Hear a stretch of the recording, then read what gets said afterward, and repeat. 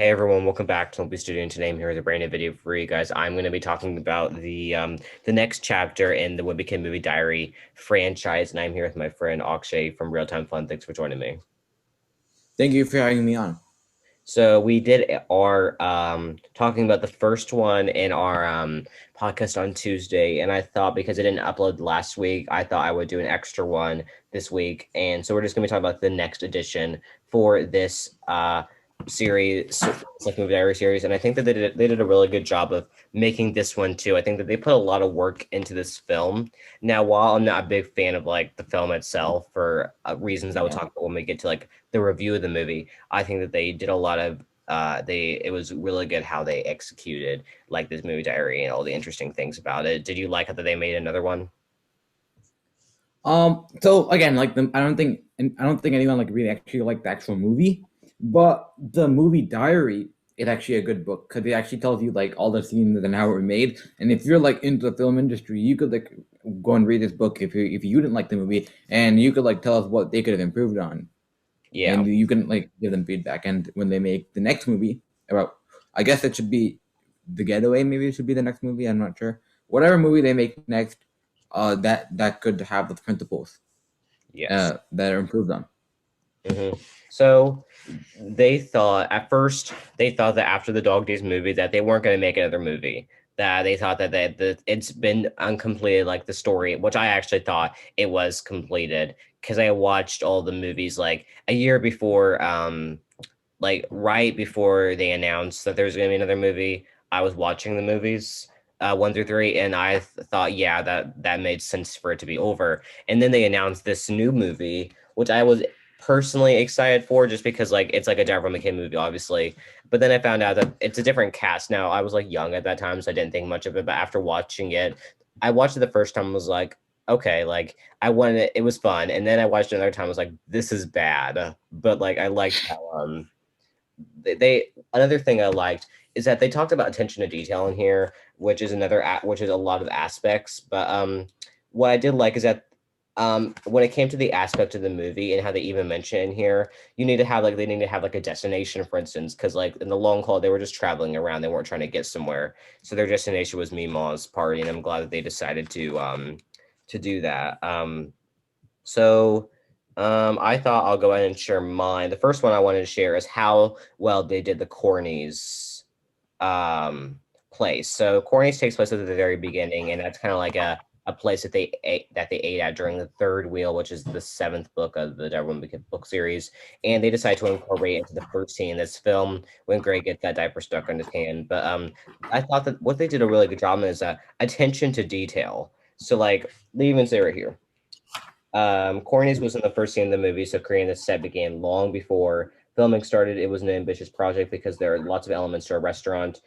Signage, menus, plates, napkins, furniture, merchandise, they all needed to be designed and created. No details overlooked. The designers even made buttons for the Cornies staff to wear. Which Yeah, I think that that's exactly like how it was in the third wheel. mhm.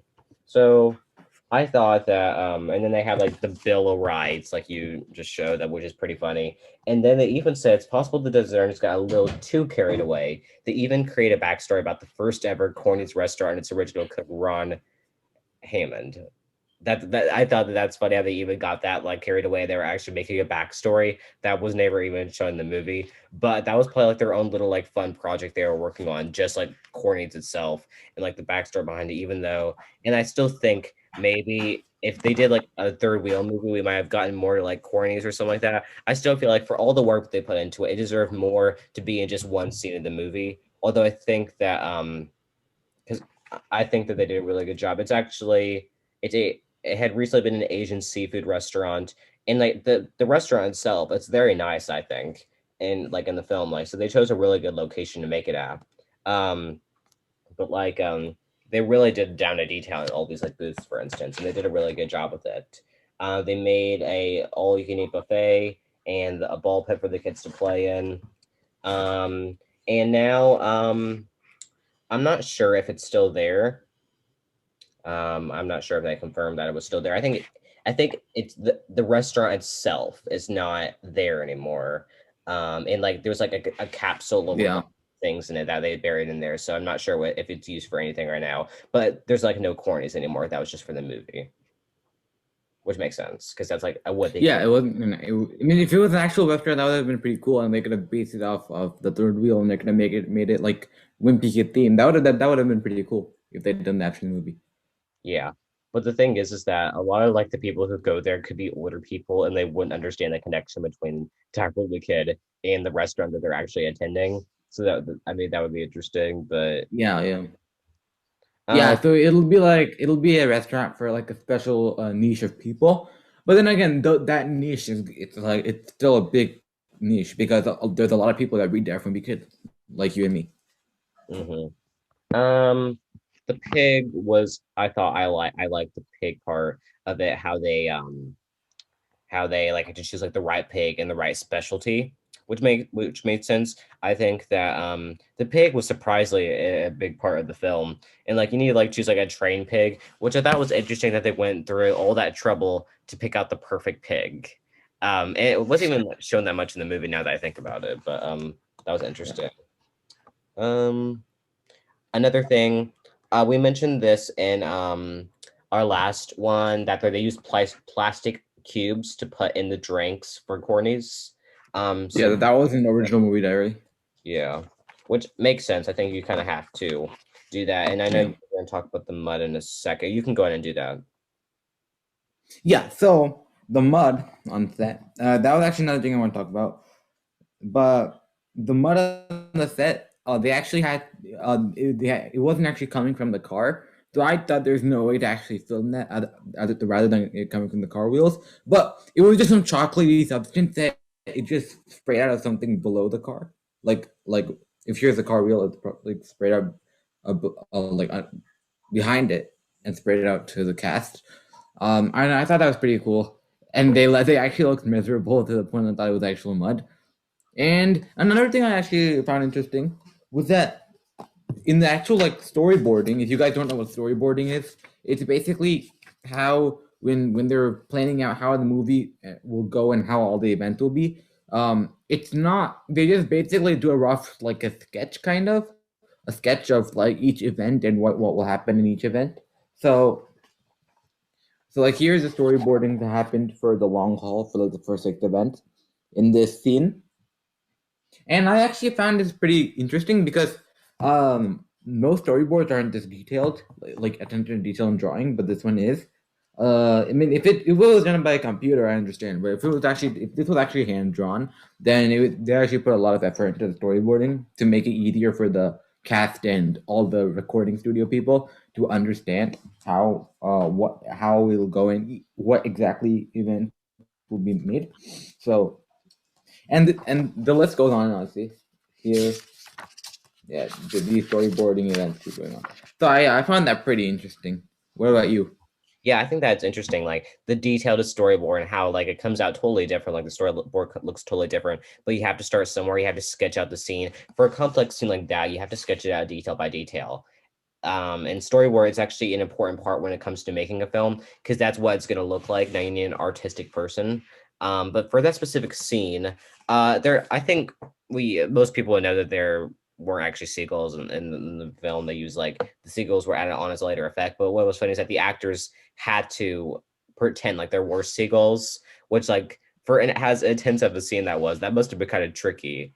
Even though Yeah, they because you don't know exactly where to look. Because you won't know exactly where to look. I mean, I'm pretty sure it could have all been just been fixed by editing and color correction and object correction, all that stuff. yeah But still, it's pretty amazing yeah that they had to like still exactly position. Like if the seagull's supposed to be here, they can't just look here. They have to like somehow position themselves and somehow be like almost exact.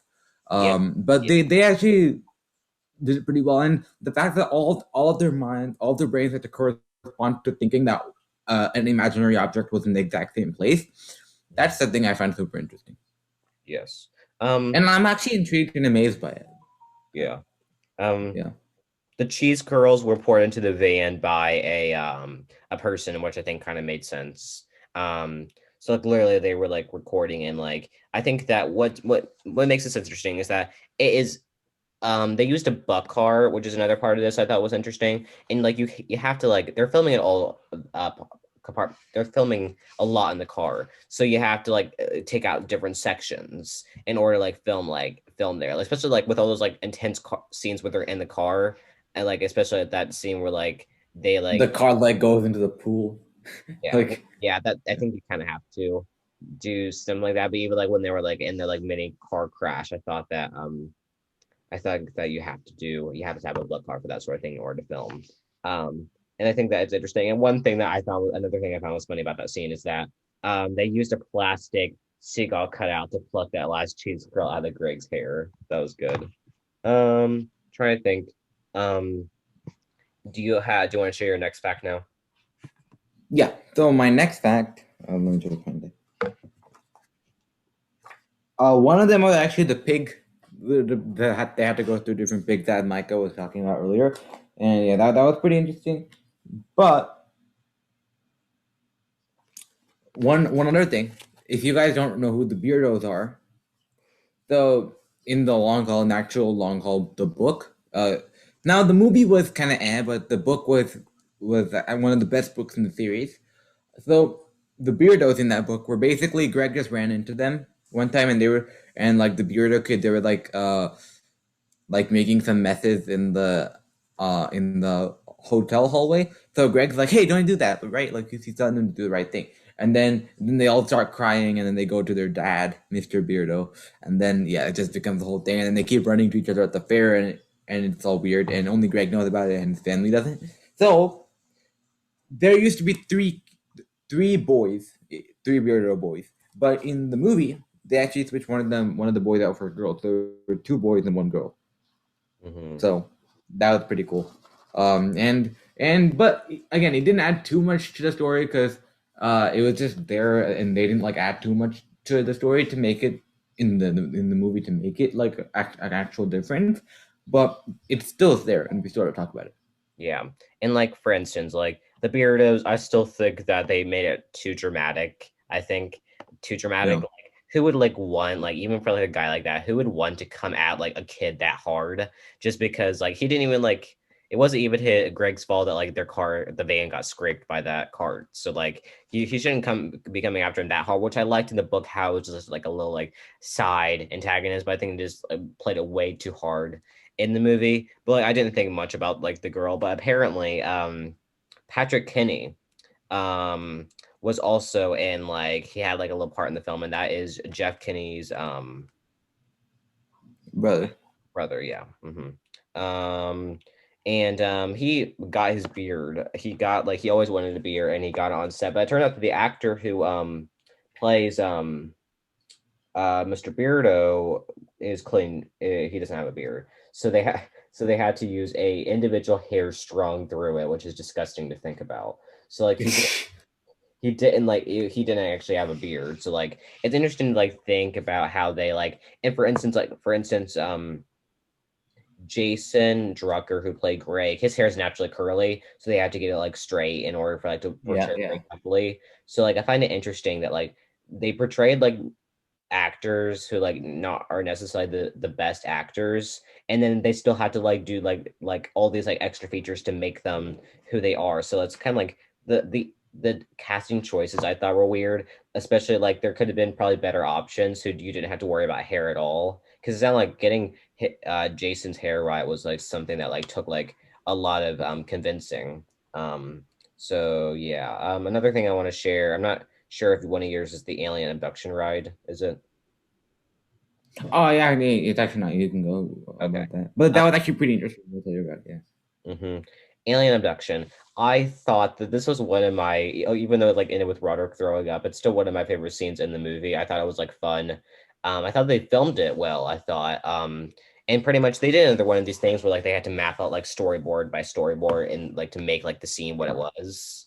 Um, and like they really I think that they did a really good job with filming that. And for instance like with those girls like there's like a really small detail like there's like girls like pigtails flew up in the air, they use fishing wire, so I think that they even like did all that just for like a random extra is interesting. um Yeah. yeah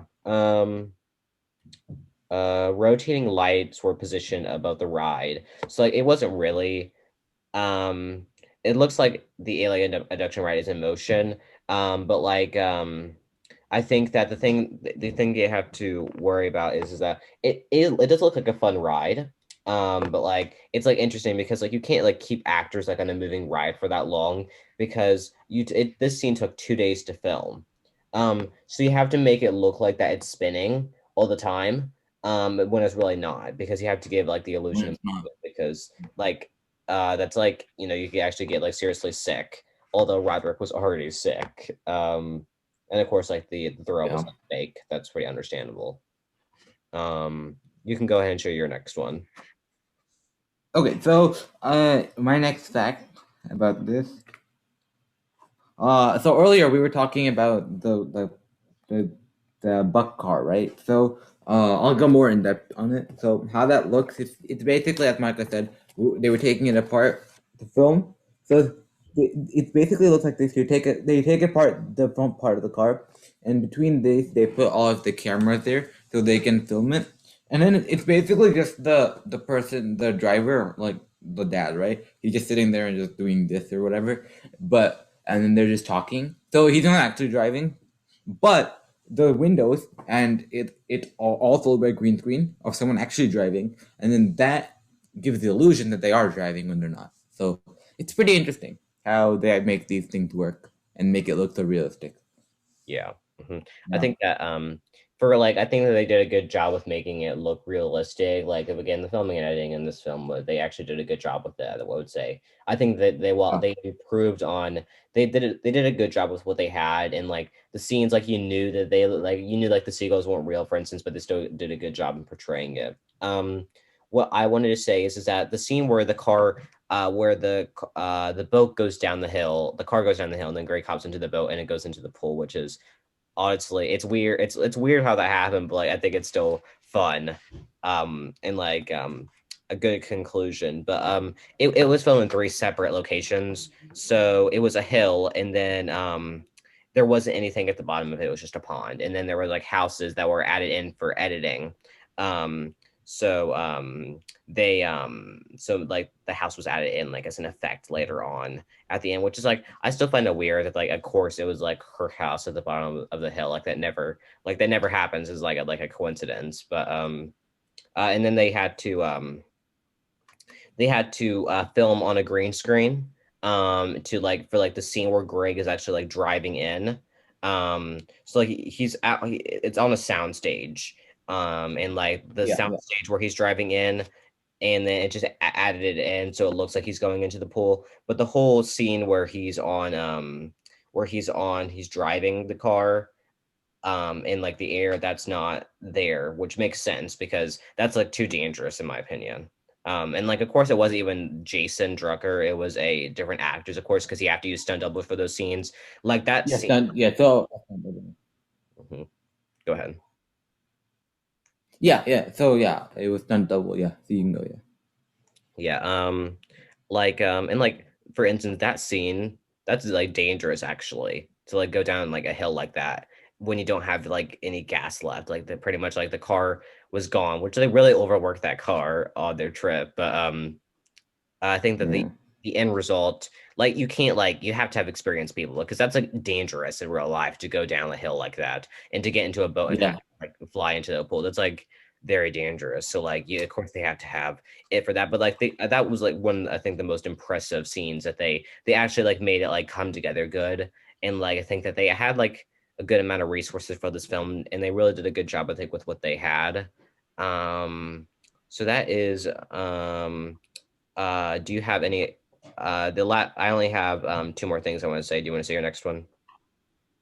Okay. So yeah, my next one was that the actor for Manny.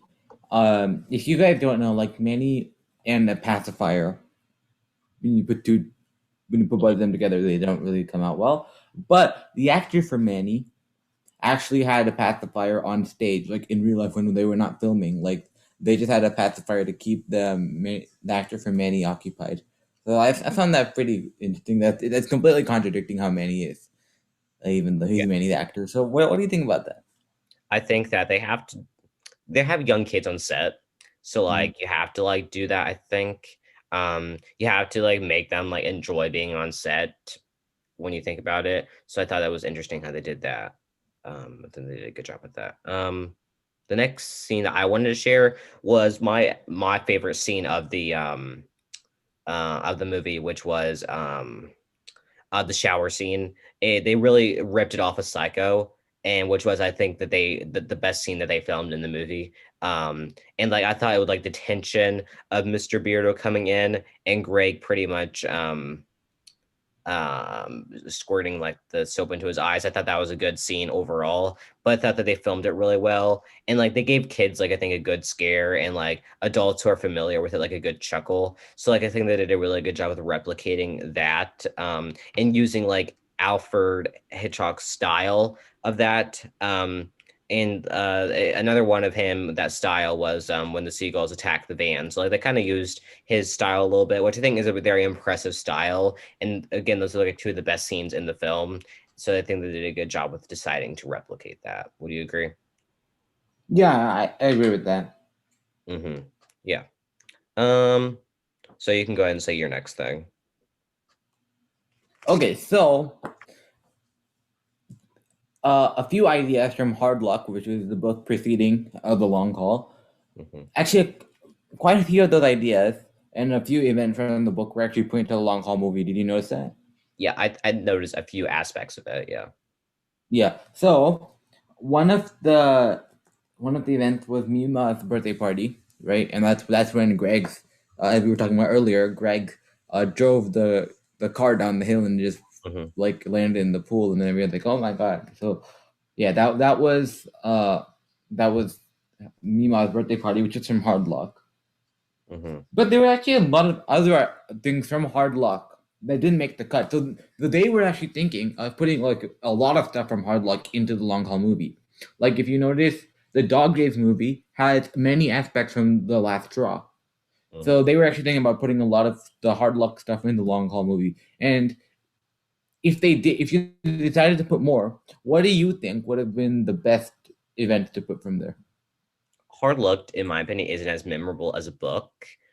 Because like I didn't like think that by the end I didn't think that much came out of it. I do think that if they were gonna add something, I would want them. The Hard Luck was one of those books that I remember being very family based, like extended family coming in. So I think I would want them to have more of like an aspect there. Like I wanted there to be like more of like some more like family, like a family reunion thing, and like to get to see like the family. Unfortunately, they didn't do much. So I think that like seeing like those the extended family come in, kind of ripping it off of the Hard Luck. Um, the main idea from the Hard Luck is that they have the magic 8 ball, which I don't even think needs to be incorporated in there. So that's kind of my opinion. Yeah. I mean, yeah, I mean, the 8 ball was more about hard luck. Like, if they incorporated the 8 ball, then the movie would kind of have to be about hard luck because the 8 ball is pretty much was like the idol of hard luck. So yeah. Uh, okay. Do you have a next fact to share? I have one last fact. The last fact that I Okay. personally wanted to share is the ongoing green screens. And like I think it's pretty obvious. Like the beginning scene where is in his bedroom. That's obviously a green screen. So like and they're able to like replace it with like that backdrop later on. Um, and then there's a few other scenes like for when Greg was on the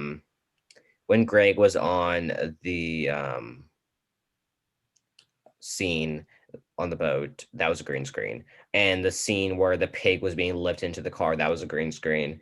And the scene where some of the technology scenes were used to for that. So like I think that they have to use like a green screen. It's pretty impressive at this point. It's the same director, David Bowers, who did 2, 3, and 4 movies. So like, I think they did a good job with that. And I think that like the green screens they have become a lot more impressive. I personally think that green screens have I'm a big fan of them. I think that they're very impressive. So like I like how they continue to use them in this movie. Yeah, I have to agree with that because sometimes it was obvious that a green screen was being used. Other times, you couldn't tell that green screen was being used. So that was pretty interesting. But another thing that I found interesting was that Greg plays video games, and what's the one video game Greg plays? Twisted Wizard, Sure. right? Yeah. Yeah. Yeah. So, but there were many other posters in Greg's room that they created for video game like Galactic Carnage, Mushroom, Makoto, Ocean's Bottom, Unchained. Like all of these all of these game posters were in his room, but we've never heard of those games in the Dive Movie Kid world. So why do you think they put that? Because I'm not sure. Um, I think that they just decided to make the room more like what Greg Heffler's room was. Now it is a different room from the first three movie set, which makes sense. New Greg, new room. So I think that it was cool, like just to like have those posters, and they really personalized what I liked about it. They personalized what Greg's room was, and I'm still like that they did a good job, even though it was like a different Greg. So I thought that using all those other posters really made it seem like Greg's room. So yeah, I would agree with your point. Yeah. Um, I don't have anything else to add. Yeah, I think that I think that I prefer I think that so I found more interesting facts in this one than the original, and I don't think it's anyone's fault. I just think that I think that this movie was the hardest one to make because of all like the scenes like the first one had like the theater scene, sure, but like it's very complicated to film like a road trip start to finish and like Yeah. even like a buck car. So I think that this is a really well made movie. Storylines will be talked about another time. But I think that I prefer this one over this one, and there's no specific reason as to why. I just think I found more interesting facts in this one than the other. And I one reason for that was because like this book, right, the movie diary, it has the first three movies all in one book. But I didn't find much in like I found like some interesting stuff. But this one was just way more interesting because they had to film some like exotic and intense scenes that we didn't see in the original three movies. And and one of the facts that actually I had one more thing to add after filming ends, right? They have to do all the editing, and like for example, the seagull scene, they had to go through many renderings of the seagull coming because there was no actual seagull, and like each, I'll just show you. So this is like each shot in the progress. So it starts on the left, Yeah. no seagull is coming, Hmm. and they have to keep doing it until it actually looks realistic enough that someone can tell that oh, it's not an actual seagull. Hmm. Yeah. Yeah, that was interesting. Yeah. And like how important of a principle do you think that is I think that when making it look like super realistic? I think that that is important. You don't want it to look sloppy, and they did not. I don't Yeah. think it looked sloppy in this film. I think they did a really good job. With that specific example, I think that they had to have that principle had to be important in order to have like a successful scene, which I think that all the scenes were successful, but particularly that one was. So if there, unless there's anything else you want to say, is there anything else? I think that's it for me. Okay, so next week we're going to be ranking the books, and that'll be available on Tuesday. So we're going to be ranking all of the Darren McKay books, 1 through 15 so far, and then that'll be a lot of fun. And then after that, we'll be talking about the movie. And then after that, we are going to be doing we're going to be starting to do our theories for, and which is actually coming up, our theories for the new Rally book. Rally is also for these spooky stories. And then once our coverage is done with that, we'll Yeah. talk about the movies. So for the next few weeks, we'll probably do our rankings, and then we might take like a week off, and then do our preview, and then do our review. So that's something to think about. Yep. Um, Okay. and Sounds good. yeah, yeah. So, anyways, you can follow Oxy down below at Real Time Fun. I'll put his channel in the link below. So, anyways, I want to thank everyone for watching Wimpy Studio. Like, comment, subscribe, turn your post notifications to see your most video. Thanks everyone for watching, and bye. Bye.